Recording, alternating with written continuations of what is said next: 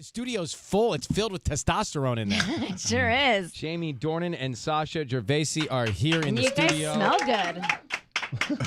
You smell good? Yeah, you smell good. Nice. What about me? Excuse We've me. had all sense walking to this studio. You'd be surprised.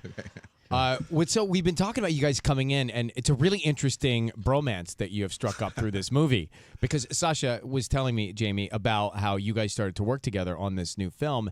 And I guess if you watch Fantasy Island and you know the character Tattoo, then this is for you. And even if you don't, this is such a bizarre and fascinating story of how this came together. It's going to be on HBO, okay? Dinner with Hervé is coming out on HBO at the end of the month, October 20th. But Sacha, will you just, in a summarized fashion, you've got to tell everyone what you told me when we had dinner. Well, it's just a very surreal story. I mean, 25 years ago, in the summer of 1993, I was a young junior reporter at a British newspaper, and I was sent to LA on an array of incredibly important journalistic assignments, the least important of which was an interview with the by now faded star of Fantasy Island, because Hervé Villechaize had been Tattoo in one of the biggest shows on TV. The plane. The Plane. Yeah. And he had been fired from the show by Aaron Spelling, and this was 10 years later. So I was kind of doing a Sunset Boulevard style interview, and it was meant to be kind of funny, like a Where Are They Now jokey piece. Right.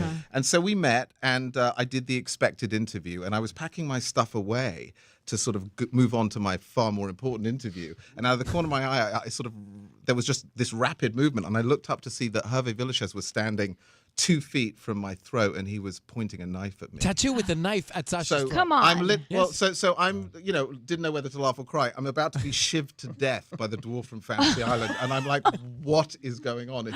It was just so bizarre. And he said, I've told you all the fake stories. Do you want to hear the real story of my life? And there was something in his eyes, and it just, it wasn't that he was threatening me. What he wanted was my attention. Because the truth was, I had written the story before I got there. I had prejudged him as just this jokey thing that would just be a funny story for my friends back in London. And there was something so compelling and intense about the look in his eye. I was just intrigued as a journalist to find out, well, what's going on? So we ended up spending 3 days together in this final week of August in Los Angeles, and he just spilled his guts. He told his incredibly complex and emotional life story growing up, experimental treatments to try and make him grow because he was a dwarf. He had 3 normal-sized brothers. The love story with his father, who was desperate to make his son well. So it was just, and it was the same thing that happened to me, because I walked in thinking, the plane, this is going to be funny for 5 minutes, and I ended up getting this unbelievable story. And at the end of it, we said goodbye at the Universal Sheraton, and he tugged my sleeve, and it's in the film, and I think Jamie and Peter play the scene so incredibly well. And he looked me in the eye, and he had such pain and such hurt in his eyes, and he says, "Tell them I regret nothing." And he walked off, and I Peter just Dinklage from Game of Thrones. Yeah. Peter plays Hervé, and it was just this really weird feeling, like something's going on here, and I didn't quite put it all together until I got home to London 5 days later, and I got a call from Kathy, his girlfriend, who I'd met during these 3 meetings in LA, and she said that Hervé had killed himself that morning.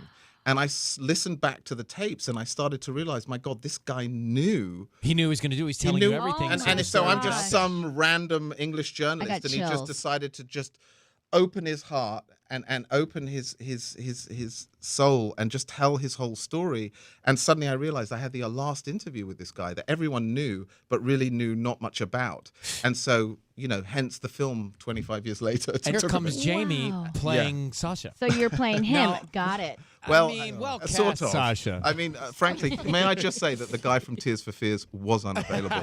No, Sacha looks like if you've seen a photo of me, you know how preposterous it is that Jamie Dornan is playing me. But Jamie's actually playing a separate character called Danny Tate, because the film is dramatized based on the basic real facts of the story. Okay. But what Jamie has created is something quite different to who I am, Jamie, obviously. Did you know, Aaron Spelling is such a legend in terms of television here in the States. Did you know of him and this series, Fantasy Island? I didn't.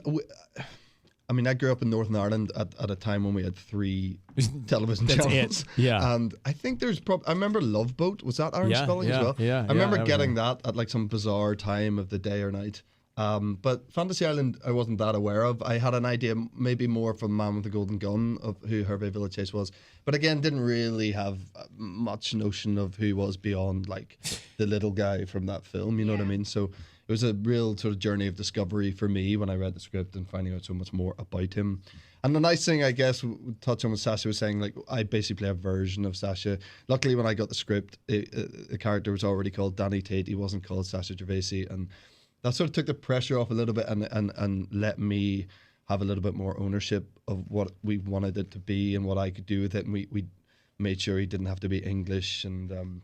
Yeah, that was a big thing. For example, no one had really, certainly in mainstream America, has really heard Jamie speak as he really is. He's from Ireland, so there was an opportunity for him to in the 50 Shades franchise. We don't hear that, and we hear him in other roles in an American accent. So for him to be able to sort of take ownership of it in his true, authentic voice was, I think, very important for ultimately. Yeah, but also any time as an actor you're getting to use your own accent. Yeah, is that easier? I'm assuming. Saved you thousands in speech there. But what I thought was so interesting.